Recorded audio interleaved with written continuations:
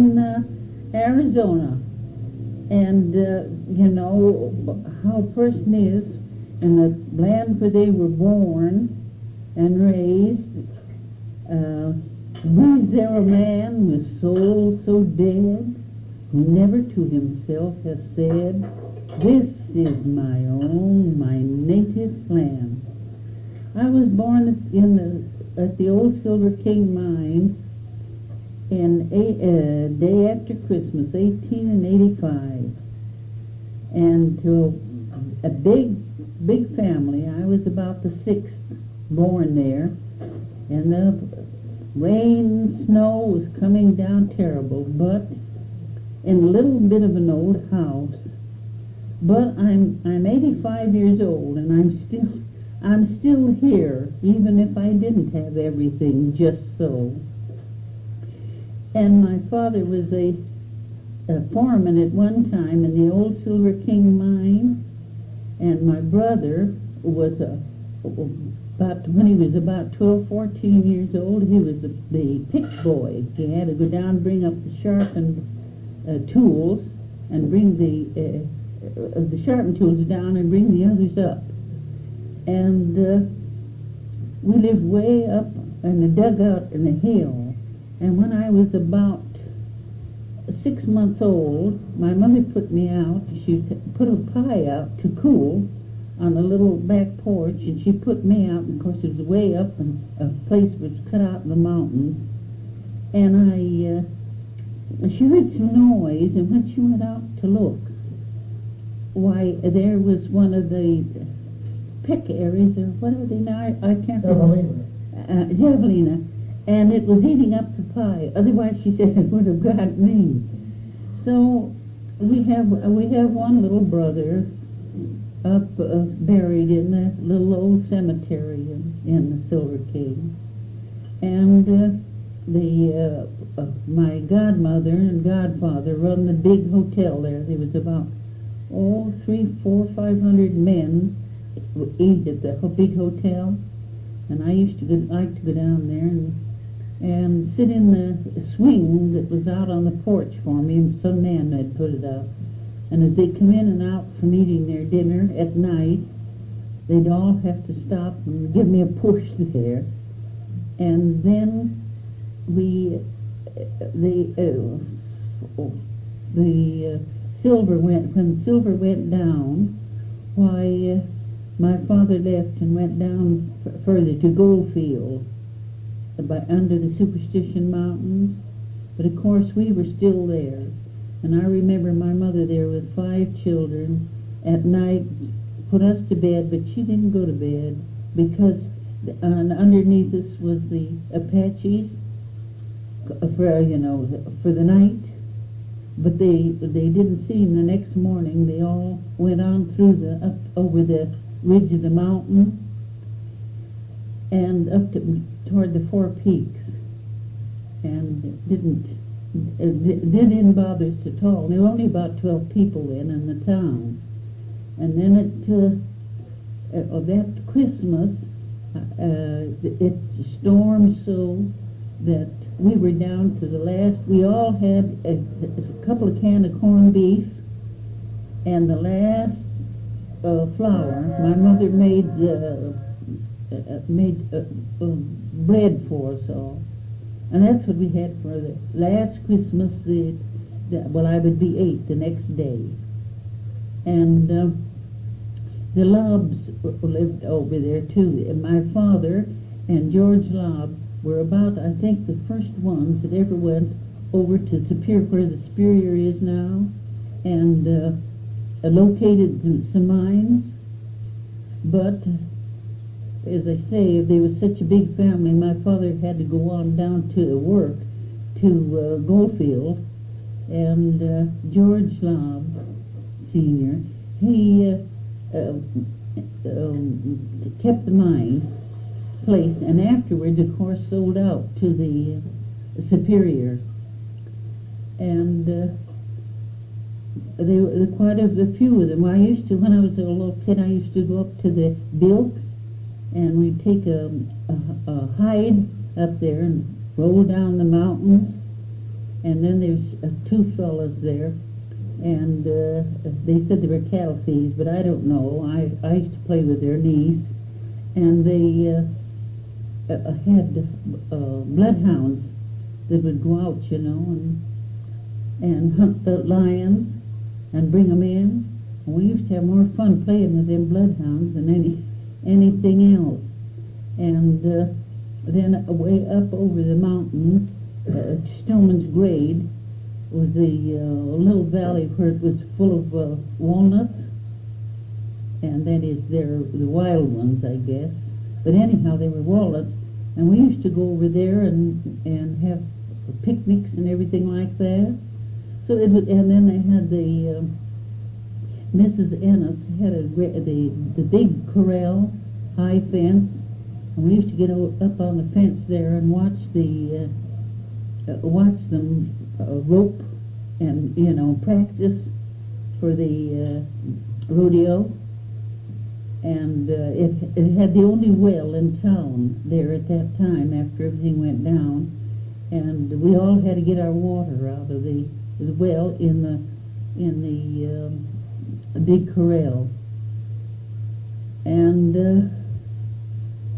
then of course, when I was 8 years old, we come down. It took us 2 days to get down to under Superstition Mountain from Silver King, and at that time in a covered wagon. And from then on, from 8 years old till I was 12, we was in Goldfield. And we saw quite a few things there. For instance, one night there's an Englishman. It was 4th of July, and they all had a good time, except this one. He didn't want it. He was real English. He didn't care anything about 4th of July, so he went down to work. They allowed him to go to work, and he went down by himself to work, and it caved in. And no one was there to go down to help him, to talk to him or anything, but my father. So he had to do all that. There yet in Goldfield, there's there's the cracks across from the Mammoth Shaft to the other, where the whole thing caved in that night. But they got him out, and he went away. Went back to Colorado, Cripple Creek, and he worked there for a while. And the next 4th of July, he worked there when everybody else stopped, and it caved in and killed him. So there are quite a few things that happened there, and I guess I've talked. And my father, from all my ancestors, my father was born in Dakota, Mayo, in Ireland, Connacht, and how he used to tell me all the stories of things that happened back from. He was Irish, from the pure Irish, no mixture, from the dawn of civilization. And my mother came from County Donegal. She came from the northern part of Ireland. But my father was in England as a glass blower when he was 18, and his uncle, my father's brother, couldn't have him there in England. They were too much Irish, and he took and sent him the money to come to Virginia City, Nevada.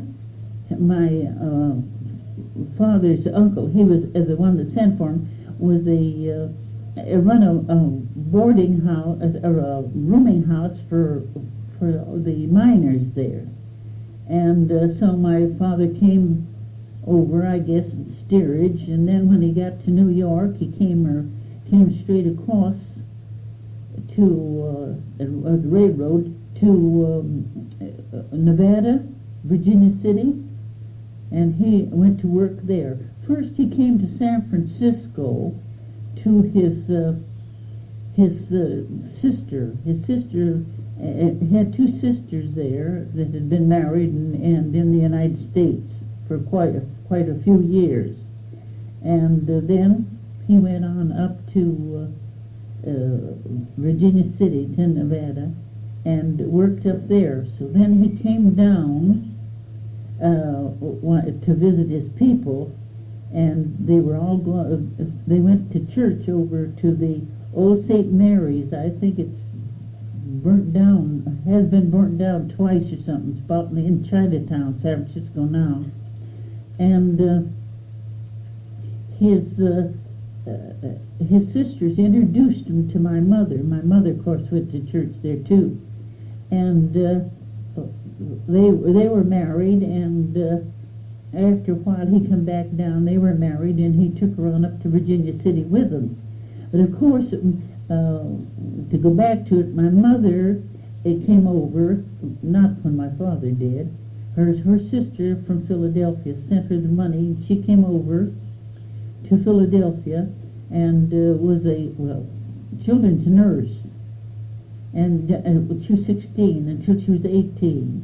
And then she and 3 other Irish girls went over to New York and came around to Panama in the ship. And then they came across Panama on the old railroad that was there and up to San Francisco on a fruit boat. So one of the girls got married, and the other girl, some fellow that was waiting there for her to come, and the other one went to Fresno where her people were, and it was hard to get out there then. So my mother stood up for one of the girls that got married, and there was somebody that was Irish there too, and he was running some kind of a place for that, employment. And he found my mother a place, and he wandered into some nice place where she went to work as a nursemaid for the one of the biggest lawyers in San Francisco at that time. And of course that was pretty early days, And but then then when at church where she met my father, then they went to, after he's married, he took her up to and they lived in Gold Hill, Nevada. It's right out from the Virginia City. And then afterwards, what it was, I don't know. It wasn't so, most of the money that took the Union through the Civil War was money. It was the silver and gold that they got out of Nevada around Virginia City to keep the United States going, to keep the war up between the North and South. And then I don't know just what happened, but my father came down to Arizona, I guess because the Silver King was opening then, and it was such a big place. So then later he sent, before they came down, my brother was born in Gold Hill. And then my sister Agnes, her name later was Lamoureux, and she was in Canada. And then my sister Catherine, she was in Tucson. She went later to Tucson. And then my other sister, Ella, and Elaine, and myself, and my younger sister Lena and Viola, Elaine and Ella were born in Gold Hill. And then when my mother came down, she had all those children to take down to Silver King. And then I was the oldest born in Silver King. And my brother, later on, he had the big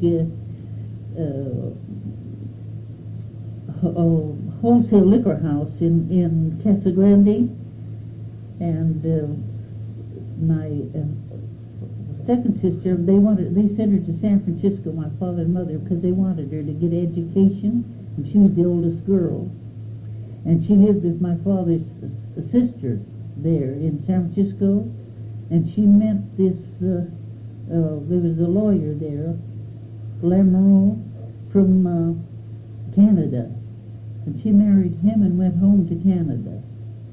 And then, I don't know how many children she had, but she always lived in Canada.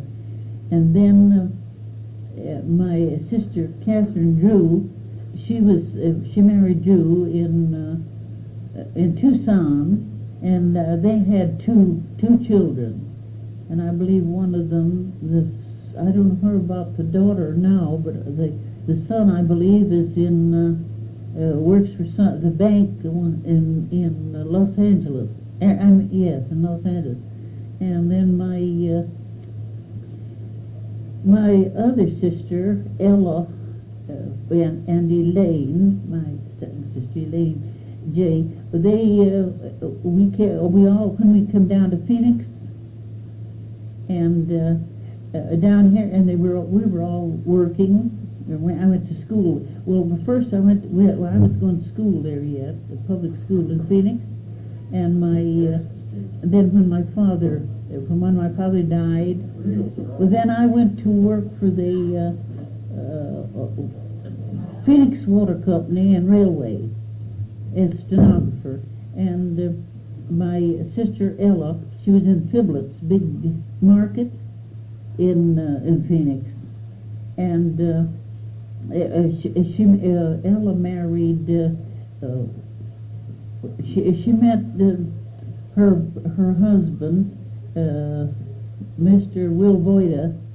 He was a bookkeeper at that time for the Goldman Company, and they were married. And then Elaine, my sister Elaine, she married George J. He was the head of Wells Fargo Express when she married him down at Naco, Arizona. And and then I was married to an electrician for the Pacific Gas at that time, and it was in Phoenix. And then my other sister, Lena, was married to. She worked in Goldwater store for a year. I think she was Goldwater's head sales lady, and she went to. She married Elmer Moody. He had a ranch, the J/X Ranch, up in the White Mountains, or the St. Anches. And then my youngest sister was married to Mark Hines. He was at that time, he was one of the owners of the big stationery store in Phoenix. And then after, of course, they get mixed up, you know. My father died, and then my brother did, and my sister in Canada died up there, and my other sister died over in Casa Grande, Catherine, and my sister Ella, Mrs. Voida, died over home in Phoenix, and Elaine died down in Bisbee, and Viola died in Phoenix, and so that leaves all is Lena and I. The two of us of all that family and everything are the ones that are still living, and then we had as I say, we had a little brother, but he's buried in the cemetery in Silver King. So there are quite a few relations left, you know. That is, my sister in Canada, she had, I think she had 3 boys and 2 girls, And and one of the boys, he went away one time from home, walked, imagine, from Canada over across to the west coast, down, and got to Globe, and then found his way walking over to my sister Lena's ranch. And I always thought that was pretty good for a Canadian. And well, then you know, I mean, to do here in the United States and out in the mountains. And then my sister, Elaine, she has a son down in Bisbee with children, and then she has her other son was over in Tucson. I forget what he is. And then my sister Ella, you know, they just stayed right in Phoenix. But they made good, so they had a pretty good life of it together. They used to take good trips, you know, and they certainly enjoyed life. And they had they had a son that's here in Phoenix yet, and Paul, and Jack. That's the second son, both in business in Phoenix. And let's see. Oh, and then they had one girl that died. And then they have a Rose that is married to David Carr here. He's with the Southern Pacific, and his wife is in the offices down at the City Hall in Phoenix. And then let's see.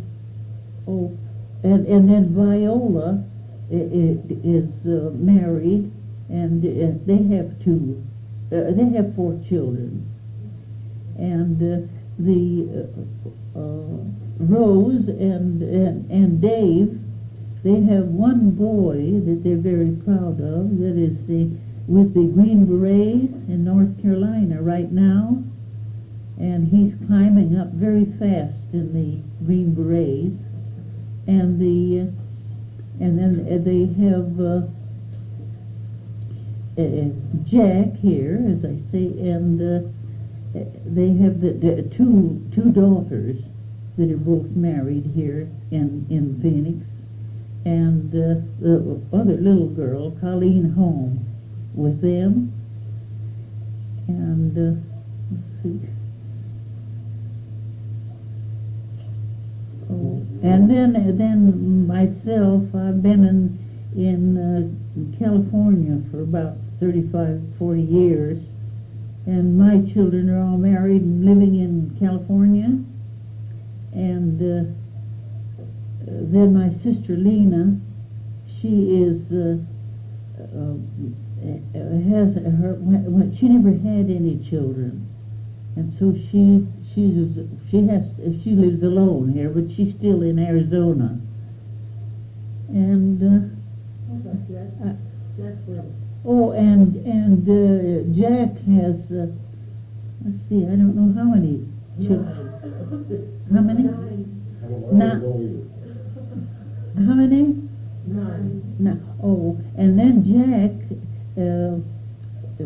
Ella and Will Voida's son, youngest son, he has 9 children. He has one in college in Los Angeles, and then the rest are here, you know. And he is in business here. I believe it's electrical business, something here in Phoenix. So. Ethel, tell them the jobs and companies you worked for before you were married. What old concerns there were? And sing at the Grand Cafe. The what? Sing. Oh, Mr. Singh at the Grand Cafe? Yeah, the Chinaman. And the old priest, you know, we want to Brother hear about, Fred. we want to hear about you, Ethel. Oh, no, about your no. When my father died, when I was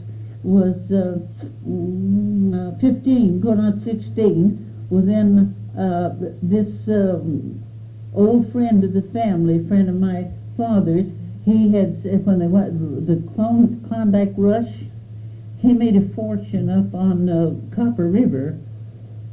And when he sold out to the Guggenheim sugar interest in New York, and when he came down, when he was down there, when my father had died, why he sent he brought me out home from New York a typewriter, and then he gave me $100 to go to business college, and so.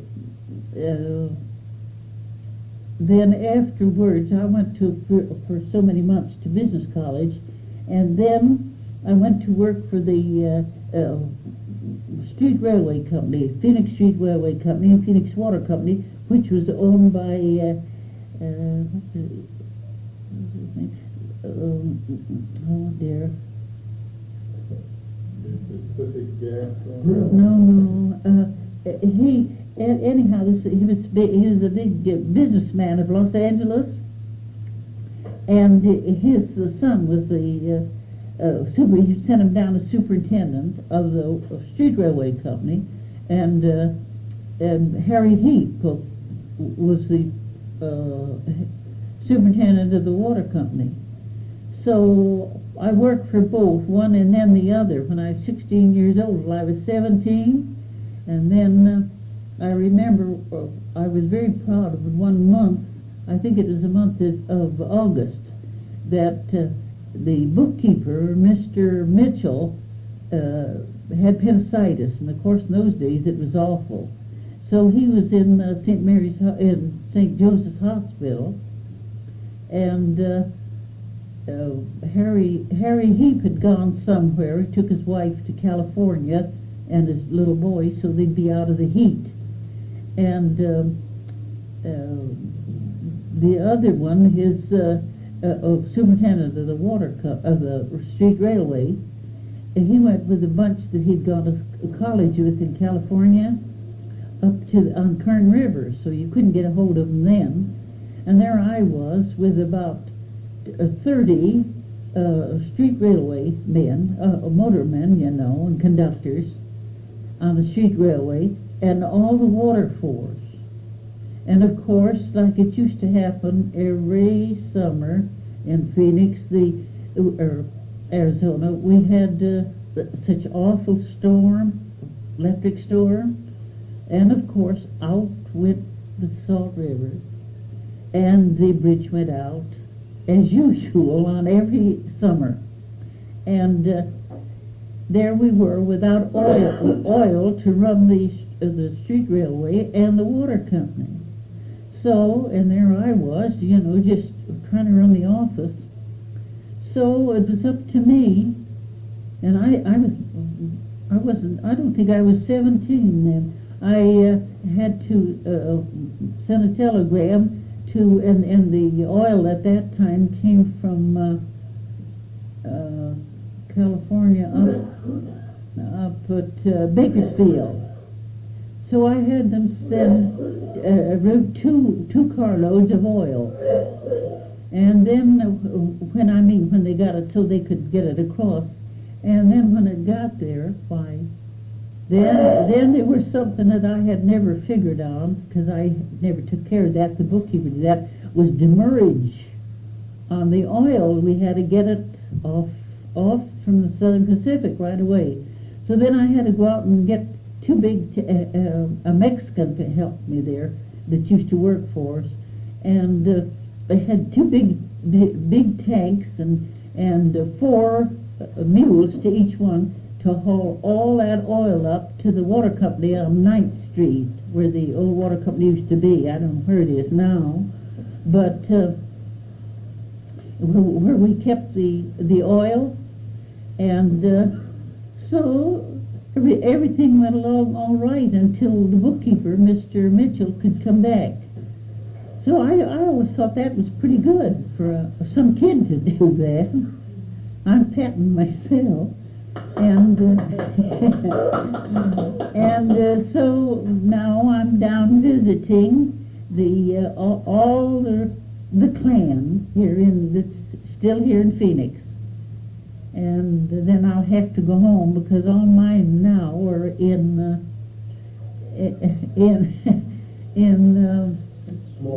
around Los Angeles, you know. Tell about it. And so of course. Tell about it. You didn't tell about your children. Tell about Don and his children. Well, all my children, of course, are in California, but the oldest one is Francis. Is her husband is an oil man, or he's retired now, and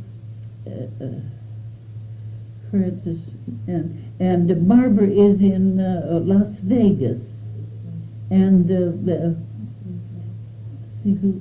Tell about my letter in there. Although I didn't know what I was going to say. Francis, Barbara, and Virginia is his husband is the head of the outside electric department of the city of Long Beach, and then Donald is the head electrician down at the big company, electrical company in Santa Ana. And my other son is an electrician. They both, one was in the Air Corps service during the Second World War, and and Devereaux was in, the youngest boy, was in on the Ajax, the biggest, it was built here in California, the biggest workship ever built at that time. And now he's here, and he's out on the ocean where they're drilling for oil, you know, on the ocean as an electrician. And I'm still there around. As I said, I was born up in the mountains in Silver King and Snow Deep and everything else, and I'm still here. I guess that's all to take up people's time with. You know, if Flight test to Concord.